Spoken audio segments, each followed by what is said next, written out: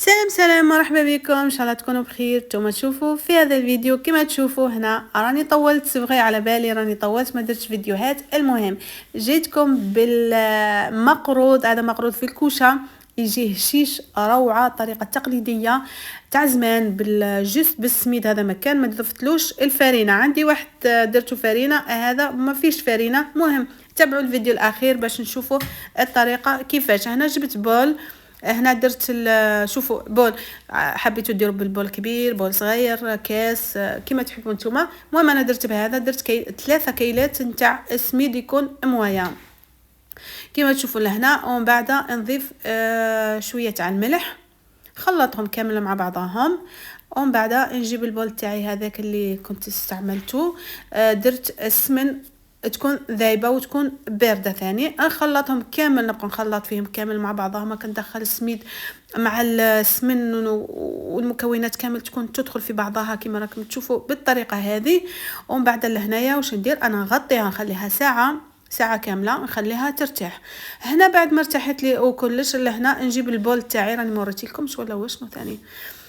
المهم البول تاعي، المهم درت فيه الماء ودرت فيه الماء زهر مليان، يكون مليان تاع الماء، والربع الاخر نديروه ماء زهر، ونبقاو نخلط فيه كما تشوفوا بالطريقه هذه. نخلط غير نخلط من عجنو ما والو.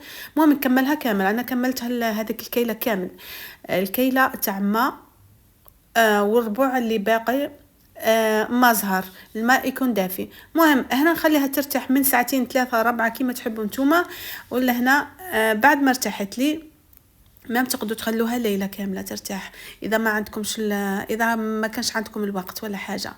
مهم لهنا شوفوا انا خرجتها نديرها بالطريقه كيما راكم تشوفوا هكا باش ما تتشققليش وكلش. هنا عندي الغرس تمر تاعي راني دايرت له، كنت حطاته راني حطاته في لاباجا. هنا درت له باسكو قعدت لي كميه منه، قلت نكملها. درت له اللوز فيه القرفه.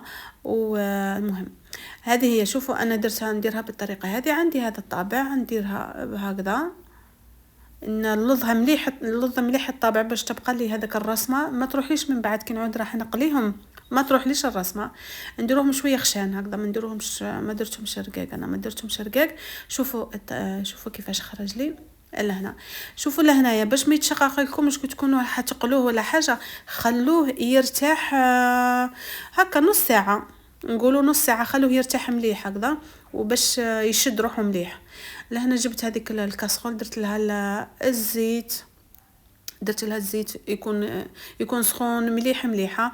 ومن بعد نقصوا وطيبوا المقروض تاعكم. لهنا درتو ديريكتومون، وكي تكون الحبه سخونه نديرها ديريكتومون في العسل. شوفوا كيفاش لهنا كما قلت لكم الطريقه باش ما يتشقق لكمش وما يتكسر لكمش المقروض نتاعكم. خلوه يرتاح نص ساعه كما تحبوا نتوما. المهم ما تقدروا تخلوها ساعه مثلا يرتاح وديروا ديريكتومون في الزيت، مش راح يتكسر لكم، مش راح يتشقق لكم المقروض. لهنا ندرت له فوق هكا جوست ديجا راه فيه العسل، هو مليان عسل ومتشرب مليح العسل. شوفوا كيفاش جا روعه. شوفوا انا نوريكم جا مشرب، يعني واش نقول لكم هايل وجا هشيش. مهم نتمنى يعجبكم الفيديو تاع اليوم، ما تنساوش ديروا لي بارطاج، كثروا لي جيم، دي كومونتير ثاني، انا نفرح بزاف كنشوف التعليقات نتاعكم. وفي فيديو قادم، وسلام.